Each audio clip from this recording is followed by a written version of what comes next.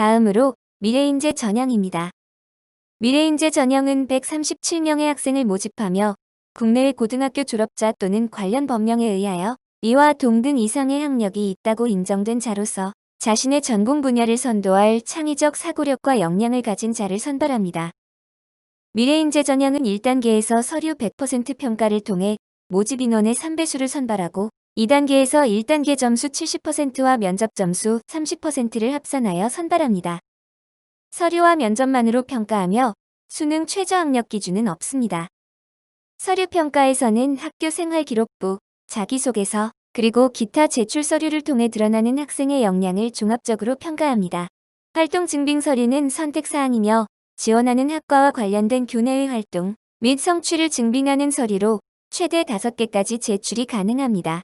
단, 고등학교 입학 이후 취득한 것만을 인정하며 개인이 제작한 활동 내용물 모음이나 일반적인 내용을 담은 추천서 등은 평가에 반영하지 않습니다. 면접은 2인 이상의 면접위원이 수험생 1인과 면접을 진행하며 별도의 제시문 없이 자기소개서 내용을 기반으로 수험생의 역량과 인성을 파악합니다. 본교의 면접은 단순히 지식을 측정하거나 정해진 답을 찾는 구술시험이 아닙니다. 면접위원은 수험생의 자기소개서를 참고자료로 활용하여 관련 질문을 하며 지원자의 품성과 태도, 열정과 진취성, 그리고 논리적 사고력과 표현력을 종합적으로 살피게 됩니다. 따라서 학교 생활을 하며 쌓은 경험과 지원하는 학과에 대한 이해를 바탕으로 자신의 생각을 조리 있게 말하고 자신감 있고 밝은 태도로 임한다면 좋은 결과를 거둘 수 있을 것입니다. 학생부 종합 전형과 미래인재 전형의 차이점이 궁금해요. 미래인재 전형은 전공적 합성이 뛰어난 미래형 인재를 발굴하고자 2017학년도부터 도입되었습니다. 미래인재 전형은 표준 대입 전형 체계상 실기 위주 전형으로 분류되므로 학생이 가진 특기 등에 대한 증빙 자료를 추가로 제출할 수 있습니다. 이는 학생부 종합 전형이 학생부 외에 다른 서류를 제출할 수 없는 것과 대비되는 부분입니다.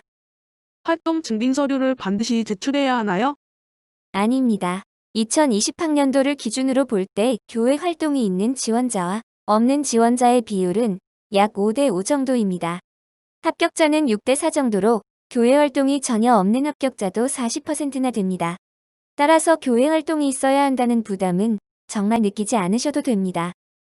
대교육 공통 자기소개서 문항과 미래인재 전형 자기소개서 문항의 차이가 있는데 작성 시 유의해야 할 점은 무엇인가요? 미래인재 전형 자기소개서 문항 수화 내용이 공통 자기소개서와 달라 많이 질문해 주시는데요.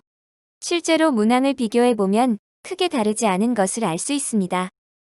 미래인재 전형 1번 문항은 지원 동기에 관한 내용으로 대교협 공통 자기소개서 4번 문항 대학별 문항과 유사합니다. 2번 문항은 학업과 활동에 관한 내용으로 공통 자기소개서 1번, 2번 문항과 유사합니다. 다만 본 전형의 취지에 맞게 역량을 중심으로 작성할 것을 요구하고 있는 것입니다. 마지막으로 3번 문항은 공통 자기소개서 3번 문항과 유사하지만 공동체를 중시하는 고려대학교의 학풍과 인재상에 적합하도록 문항을 구성한 것입니다. 미래인재 전형은 전공에 적합한 잠재력을 가진 학생을 선발하고자 합니다. 자기소개서를 작성하기 전에 본인이 지원하고자 하는 모집 단위와 관련해서 어떤 활동들을 했는지 정리해 보시고 전공 적합성에 초점을 두어 자신만의 스토리를 완성해 나가면 좋을 것 같습니다. 미래인재 전형에 지원하는 학생들과 합격한 사례를 보면 어떠한 경향이 있다고 정의하기 어려울 만큼 다양한 사례가 존재합니다.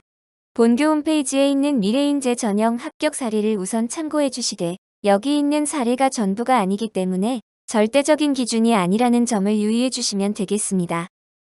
또한 미래인재 전형 안내서에 학과별 인재상과 실제 합격한 학생들의 인터뷰를 담아두었습니다. 자기소개서는 물론 면접과 관련하여 학생들의 준비 과정과 합격 팁 등을 확인할 수 있으니 읽어보시면 많은 도움이 될 것 같습니다.